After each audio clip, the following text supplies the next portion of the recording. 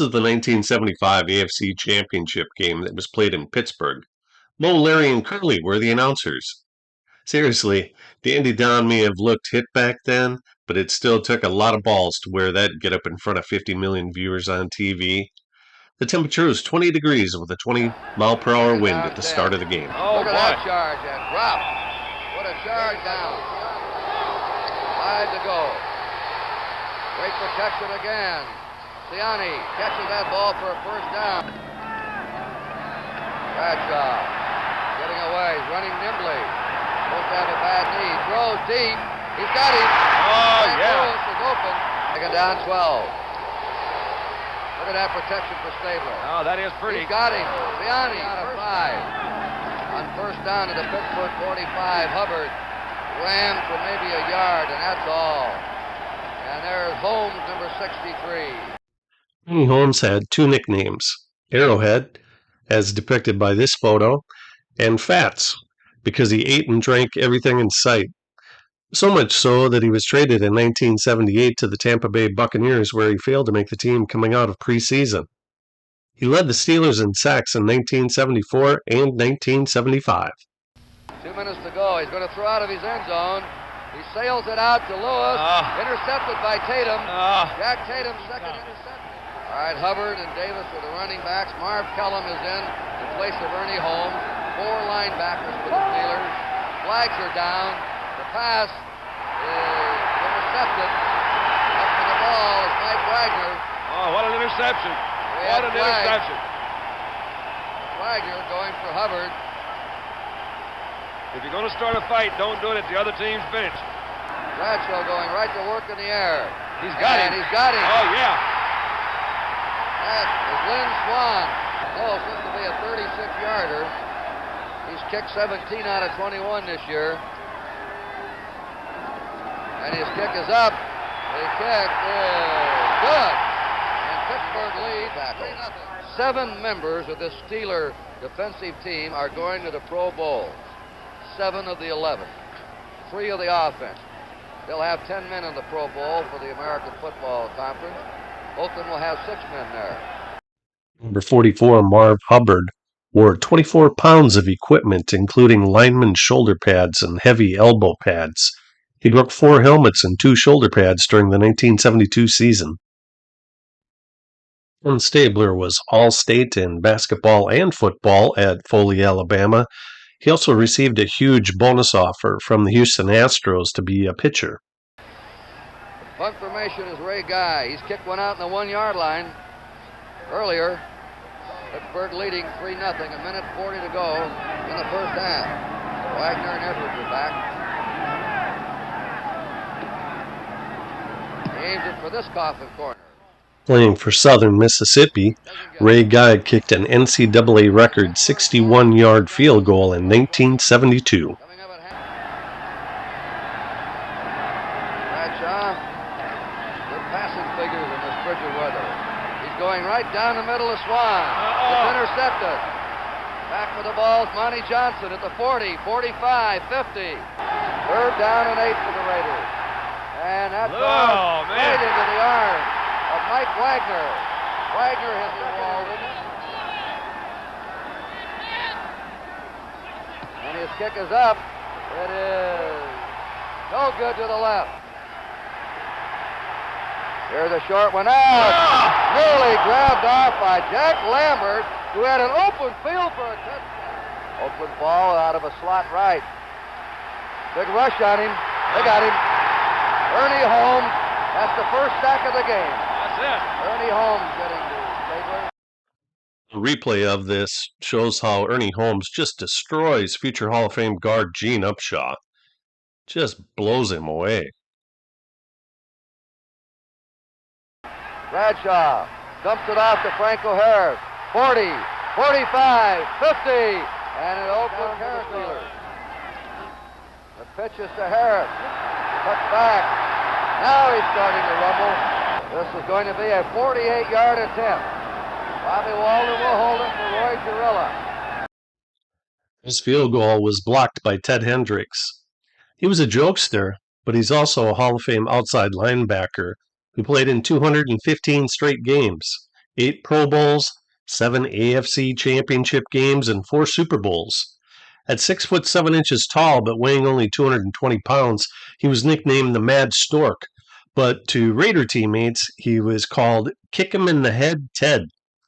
He blocked 25 kicks or punts, picked off 26 passes, and scored 4 safeties during his illustrious 15-year career. He'll pass it out again. He flares it to Banaszak at the 20. Fumbles the ball. And up with it is Pittsburgh. Pittsburgh comes up with it. Jack Lambert, number 58. Banaszak. Watch out for George Atkinson's roughhouse tactics. Bradshaw right down the middle there. He hits one. He fumbles the ball. And up with it. Is it Oakland? Jack Tatum's on it. Oh, great protection this time. He had Swan open really early in that pattern. Over the other side, he comes back in the middle, puts it right in there. He just took it away from him. That's Tatum always is around that ball, it seems like. Yep. They're taking somebody off. And that's Swan. Lynn Swan is injured. Lynn Swan suffered a severe concussion and was hospitalized for 2 days. He'd bounced back to be the Super Bowl X MVP. Here's the way Lynn Swan was injured earlier after this pass reception. Tatum. Atkinson hit him. This is a great hit. This defense, again, whether it's Wagner, Andy Russell, or Lambert. Lambert's played an exceptional game. Bradshaw on a deep drop. The pass out. What a catch by John Stallworth. And their crowd now roaring. There should be a late hit on the play. There's a flag drop at the end of the play. Necessary roughness on Oakland. I only heard that 10,000 times about the Raiders in the 70s. On the 43-yard line of Oakland. A flare pass out to Franco Harris, who shakes away. He's to the 30. The real threat is a swing pass man. There it is to him. He's outside. Gets away. He's going. He's in there. Franco Harris scores. Stabler skipping away. Throws the ball. Good catch. What a grab that is by Dave Casper, number 87, the tight end, and he had about 3 steals at 37.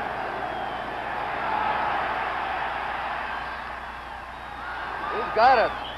Somebody has it down there. I think they made him catch Is that it one. Casper again? He had 2 stealers right on him, Lambert and Wagner. All right, they're in a slot left. First down, the Raiders on the Steeler 26.